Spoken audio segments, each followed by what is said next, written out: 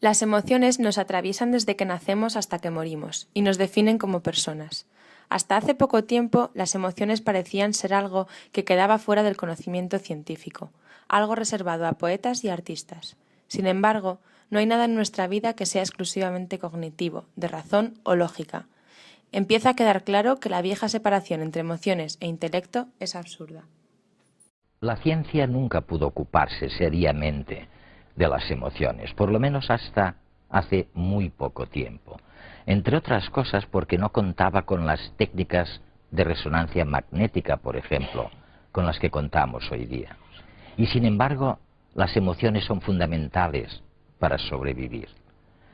Una persona que no controle sus emociones es un peligro. Pero la persona que no tiene emociones todavía es más peligrosa. El personaje Spock en Star Trek se suponía que era muy sabio, pero que no tenía emociones. Bueno, pues la ciencia ha demostrado exactamente lo contrario. Sin emociones no hay inteligencia que valga. Y además, ahora resulta, lo acabamos de descubrir, que no podríamos tomar ni una sola decisión que no esté contaminada, que no fuera gracias a una emoción. Nada de lógica y razón exclusivamente.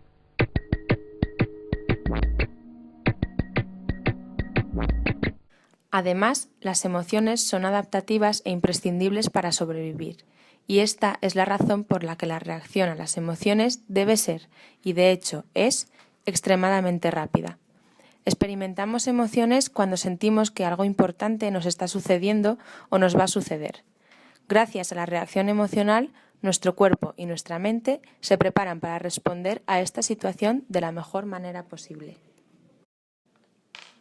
Esta urgencia se asocia principalmente a estímulos de carácter negativo. Esta rapidez hacia situaciones de peligro o miedo se denomina sesgo de negatividad. Consiste en la ventaja de los estímulos negativos a la hora de acceder a los recursos de procesamiento y de respuesta. Este sesgo de negatividad neural lleva también a un sesgo motor de negatividad, que puede estar asociado a la respuesta de lucha-huida, una respuesta agitada que se produce gracias a las emociones. Pero la lucha o huida no es la única reacción emocional que podemos encontrar. También pueden darse el fenómeno de paralización o freezing, caracterizada por la ausencia de movimiento. El miedo es una emoción que tenemos cuando percibimos una amenaza, ¿no? De la índole que sea, y luego podemos ir concretando en miedos más específicos. Pero en general, incluso cualquier organismo, no un ser humano, cuando se encuentra en una situación o en un momento o anticipa una situación que puede ser amenazante, la percibe como, como que hay que temerla, ¿no? Es cuando surge el miedo como emoción. El fenómeno del miedo podría parecer algo ambiguo o etéreo como objeto de estudio. Sin embargo, los investigadores señalan claramente las diversas interpretaciones que se han desarrollado en esta materia. Al hablar de emociones, debemos hablar de tres partes fundamentales del cerebro: la amígdala, la ínsula anterior y la corteza prefrontal ventral, que son los elementos evaluativos de la emoción. Son estas estructuras las encargadas de organizar las respuestas cuando se detecta una situación relevante. Los elementos evaluativos tienen algunas características en común. Reciben entradas directas de las cortezas sensoriales. Cuentan con acceso directo a los sistemas de producción de respuestas. Están interconectados, de manera que pueden inhibir o incrementar su actividad dependiendo de las otras dos estructuras. Las inferencias de estos elementos hacia el hipotálamo determinan la respuesta autonómica. Profundicemos un poco más en la función de la amígdala. La amígdala es la estructura más relacionada con la emoción, capaz de asignar significado emocional a los estímulos ambientales y poner en marcha una serie de reacciones de carácter motor, autonómico, endocrino y nervioso, constituyendo así la reacción emocional.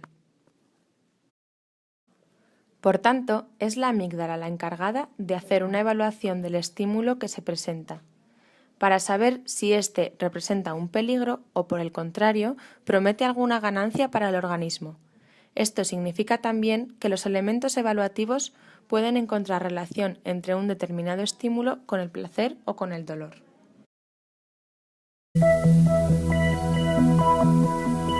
La amígdala es un órgano esencial para la mediación y control de actividades afectivas como la amistad o el amor. Juega también un papel fundamental en la expresión de estados de ánimo, miedo, ira y agresión. Además, siendo el centro de identificación del peligro, es fundamental para la autopreservación. Tras procesar rápidamente la información sensorial que le llega, la amígdala provoca una respuesta inmediata del sistema autónomo si detecta una señal de peligro. Monos sin amígdala dejan de mostrar terror al ver una serpiente, mientras que gatos, a los que se le estimula la amígdala, se comportan como si estuvieran acorralados.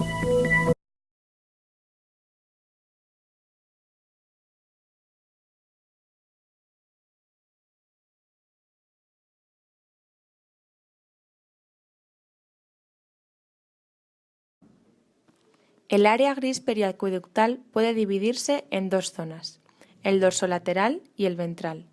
El dorsolateral es la parte responsable de las reacciones de lucha o de huida, mientras que el ventral es el responsable de las reacciones de paralización. El estriado está compuesto por tres núcleos, el núcleo accumbens, el núcleo caudado y el núcleo putamen. El estriado se encarga de activar conductas de evitación. Sabemos mediante experimentación que las cortezas motoras se activan más ante la presencia de estímulos negativos que positivos o neutros. Es importante saber que estas cortezas no reciben proyecciones directas de la amígdala, sin embargo, reciben proyecciones de la corteza prefrontal ventral y de la ínsula. La corteza prefrontal ventral se encarga de enviar información hacia las áreas implicadas en el control del movimiento de ojos, cara y antebrazos. La ínsula que proyecta a las áreas laríngeas.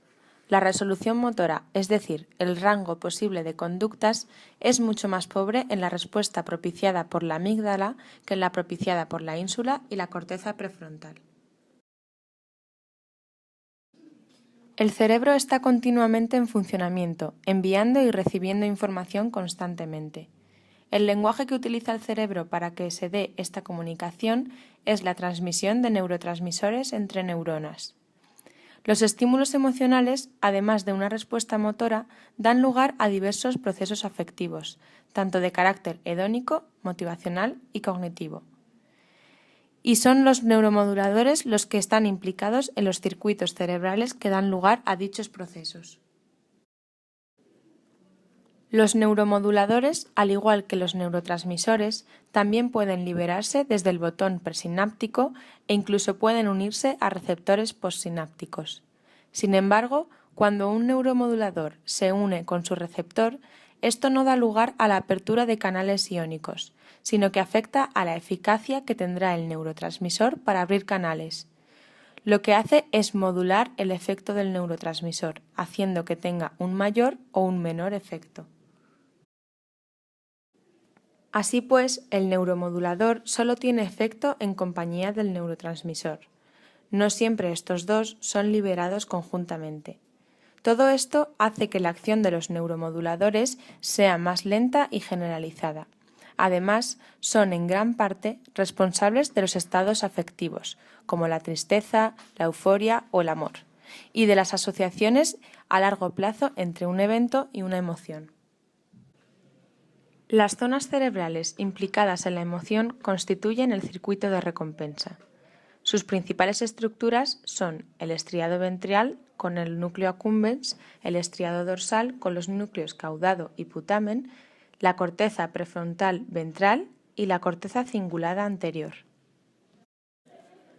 Los neuromoduladores más importantes que van a hacer efecto en estas zonas son la dopamina, los opiáceos y la oxitocina, siguiendo cada uno de estos un circuito particular. La dopamina. El circuito de la dopamina es el circuito mesocórtico límbico. La dopamina juega un rol importante en la motivación de procesos y actividades. La liberación de este neuromodulador no ocurre simplemente por el placer de realizar una actividad, sino que se relaciona con las recompensas. Por tanto, la motivación, predicción o expectación ante una recompensa produce la liberación de dopamina. Tal y como hemos visto en la imagen, la acción de la dopamina se produce desde el área tegmental ventral hacia el núcleo accumbens y el pálido ventral. Sobre todo, se ha observado que en este último hay un incremento metabólico ante la anticipación de recompensas. De la misma manera que se pueden anticipar recompensas, también se pueden anticipar castigos, entrando en juego la dopamina de nuevo. Además, la anticipación de castigos, en concreto relacionados con pérdidas monetarias, son el núcleo caudado y el putamen, los que muestran una mayor tasa de actividad. El núcleo accumbens es el que se activa ante el dolor o la anticipación de un castigo físico. La liberación de dopamina se da en muchas otras ocasiones, como en el condicionamiento clásico. También muchas drogas adictivas incrementan su liberación en el núcleo accumbens, o ante estados más naturales como la excitación sexual. La búsqueda del placer se ha relacionado con el incremento de la dopamina. Actividades que pueden resultar peligrosas, como las montañas rusas o el puenting y otras actividades de riesgo. Sin embargo, no todo el mundo está dispuesto a esto. ¿Dónde radicaría la diferencia? Pues bien, la diferencia radica en la línea base de dopamina en el medio extracelular del cerebro. Por tanto, las personas con una baja concentración de este neurotransmisor serían las más impulsivas. Buscan sensaciones extremas que produzcan un incremento de dopamina. El miedo, el placer y los posibles riesgos son evaluados principalmente por el estriado, donde el placer lucha con los riesgos. Cuando muchas personas toman decisiones seguras, intentando arriesgarse lo menos posible, otras parecen tener una adicción al riesgo. Estas personas buscan constantemente lugares nuevos con actividades arriesgadas, con condiciones más difíciles cada vez. Esto se debe a que con cada exposición la liberación de dopamina es menor, lo que lleva a la necesidad de intensificar las actividades para obtener el mismo efecto. El sistema opioide endógeno se agrupa en 3 familias: endorfinas, encefalinas y las dinorfinas. Están involucrados en el control de la homeostasia, la regulación del dolor, en la proliferación celular, en el control cardiovascular, el estrés y en la respuesta inmune. También participan en la adicción a varias drogas como la nicotina, el alcohol y la cocaína, e incluso a ciertas actividades como puede ser el sexo. Los opioides endógenos regulan la transmisión del dolor y, por lo consiguiente, determinan muchas de las respuestas a este estímulo. Además de esta importante función, están relacionados con la adicción a las drogas, por ejemplo, la nicotina, que induce aumentos en los niveles de los péptidos opioides tras su administración, produciendo efectos relajantes. Los opiáceos se segregan en respuesta al placer, al dolor o a cualquier emoción evocada por una situación de estrés. Es el mediador de una estrategia de supervivencia que se traduce en un aumento de tolerancia al estrés, resistencia y activación de los circuitos del placer que mejoran el humor o estado de ánimo. Por eso se ha llamado a las endorfinas la hormona de la felicidad. ¿Qué sucede en nuestro cerebro cuando nos sentimos felices? Esta parece ser una de las claves a la hora de encontrar la tan buscada fórmula de la felicidad. El secreto parece estar en unas hormonas llamadas endorfinas. Las endorfinas son hormonas peptídicas producidas en nuestro cerebro. En concreto, se segregan en la glándula pituitaria y el hipotálamo. Se podría decir que son la morfina de nuestro cuerpo, ya que producen analgesia y sensación de bienestar. Además, influyen directamente en la producción y acción de muchas otras hormonas. Están implicadas en la sensación de hambre, en la producción de hormonas sexuales y en el estado de nuestro sistema inmune. Aún no se sabe muy bien cómo funcionan. Lo que es seguro es que forman parte de las vías de recompensa del cerebro y estimulan la producción de dopamina. Nuestro cerebro produce endorfinas en respuesta a las sensaciones agradables. Escuchar música,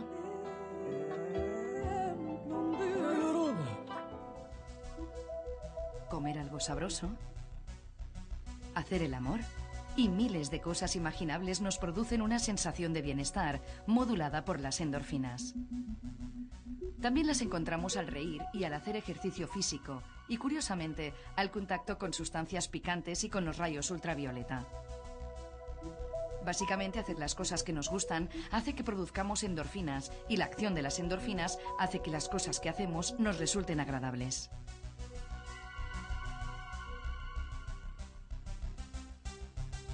En esta pescadilla que se muerde la cola está basada la psicología positiva. Podríamos decir que si la montaña no viene a Mahoma, Mahoma irá a la montaña. Podemos educar a nuestro cerebro en el arte de sentirse bien. Si se quiere activar la secreción de endorfinas, lo primero es saber qué nos gusta. Y una vez que lo sabemos, hay que practicarlo. Ejercitar lo que nos hace sentir bien ayuda a que nuestro cerebro se vaya volviendo más positivo.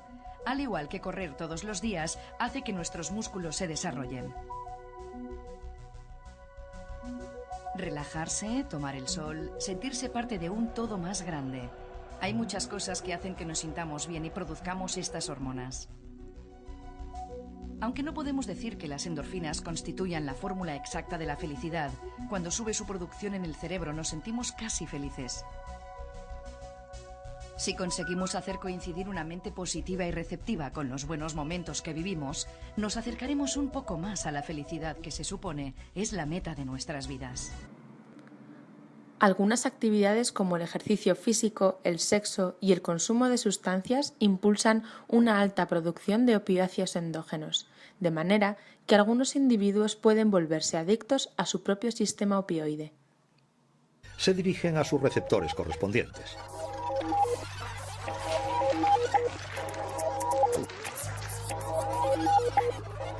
En 1973 se descubre que la morfina, al igual que la heroína, puede encajarse en algunos de los receptores. Un descubrimiento de gran calibre que ha permitido a científicos como Brigitte Kiefer explorar un sistema esencial en el funcionamiento del organismo. A partir de este descubrimiento, obviamente supusimos que no era nada normal que la naturaleza nos haya dotado de receptores específicos de una molécula producida por la adormidera. A priori no tenía ningún sentido. Así pues, dijimos que debían de existir moléculas naturales segregadas por el cerebro que deberían, en condiciones fisiológicas normales, interactuar con los receptores. Y así es como nos pusimos a buscar los activadores naturales de los receptores a los opiáceos. A partir del descubrimiento de los primeros péptidos diminutos, se descubrió que también existe una familia de péptidos a los que se les denominó péptidos opioides, unas moléculas que son los activadores endógenos de los receptores. Como se asemejan a las drogas derivadas del opio, estas moléculas han sido bautizadas como péptidos opioides. Con sus receptores, los péptidos opioides constituyen lo que se denomina un sistema endógeno. Se llama así porque se encuentra en el interior de nuestro organismo y este sistema es indispensable para nuestra existencia.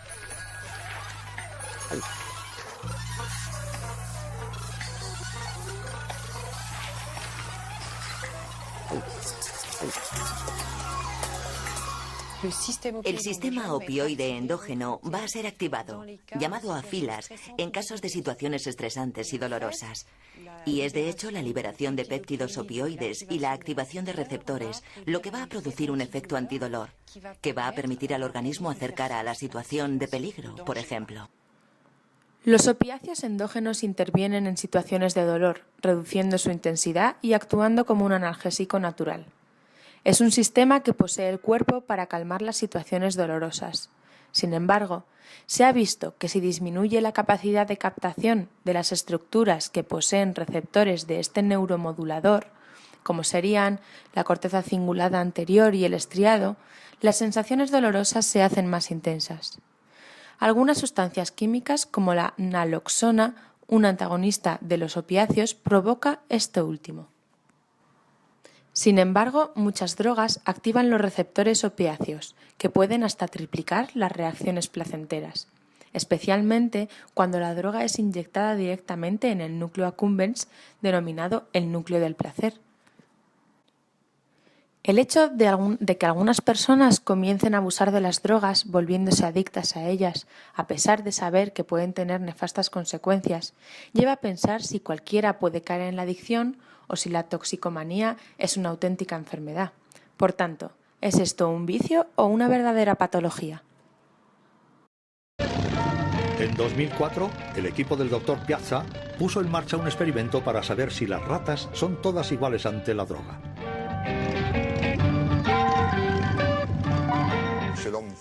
En el caso del hombre, no puedes coger a 300 individuos, encerrarlos, por ejemplo, en Carcassona, darles acceso libre a la droga y ver quién se hace toxicómano o quién no. Con los animales puedes, en cambio, con un grupo homogéneo de ratas, ofrecerles un acceso similar a la droga y ver cuál aprende a autoadministrarse la droga y cuál no. El Dr. Piazza ha adaptado los criterios más determinantes de la toxicomanía a unas ratas de laboratorio. Para esto, se ha ayudado del libro de referencia de los psiquiatras, el DSM-4, un manual de diagnóstico de los problemas mentales. El primer criterio de adicción es que el toxicómano dedica mucho tiempo a buscar la droga y nunca consigue limitar el número de tomas. Los investigadores han enseñado a las ratas que solo podían obtener la droga en ciertos periodos del día. Cuando la droga ya no está disponible, una rata normal deja enseguida de reclamar su dosis. La rata toxicómana sigue empeñada en solicitarla, no para de hacerlo. El segundo criterio es el grado de motivación. El toxicómano está dispuesto a mostrar esfuerzos desmesurados para obtener la droga. Los investigadores obligan entonces a las ratas a pedirla cada vez con más insistencia, 800, 1000 e incluso hasta 2000 veces para obtener una única dosis. Tras un centenar de intentos, la rata normal decide que basta, es demasiado, pero nada detiene a la rata toxicómana. Está dispuesta a llegar hasta el agotamiento con tal de obtener su dosis. Finalmente, el tercer y último criterio. El toxicómano continúa drogándose, aun siendo consciente de sus consecuencias nefastas. Si reclaman una dosis, ahora las ratas reciben una ligera descarga eléctrica. La rata normal no está dispuesta a pagar con su piel para obtener la droga. Cesa inmediatamente. Sin embargo, estoica y decidida, la rata toxicómana soporta las descargas eléctricas. Conclusión del experimento: las ratas no actúan igual ante la droga. Algunas se vuelven toxicómanas y otras no. La percepción hedónica negativa, que desemboca en tristeza, se asocia también a la disminución o la peor transmisión de opiáceos, por lo que la tristeza o el dolor emocional estaría estrechamente ligado al dolor físico, neuralmente hablando, claro. A menudo, cuando sufrimos una pérdida, sentimos tristeza, que es mayor cuanto mayor sea el grado de apego que teníamos a la persona. Durante la exposición a figuras de apego, la concentración de opiáceos endógenos aumenta. Por tanto, ante la pérdida, estas concentraciones disminuyen. También intervendrían la oxitocina, que al igual que los opioides, aumentan su concentración al imaginar o interactuar con la persona amada y disminuye ante su pérdida. Esto resulta adaptativo, pues nos permite crear vínculos más fuertes con aquellas personas con las que compartimos nuestro día a día y, por el contrario, nos ayuda a superar pérdidas dolorosas como las rupturas de pareja o la muerte de un ser querido. Es de esta manera como conectamos con el sistema de oxitocina-vasopresina.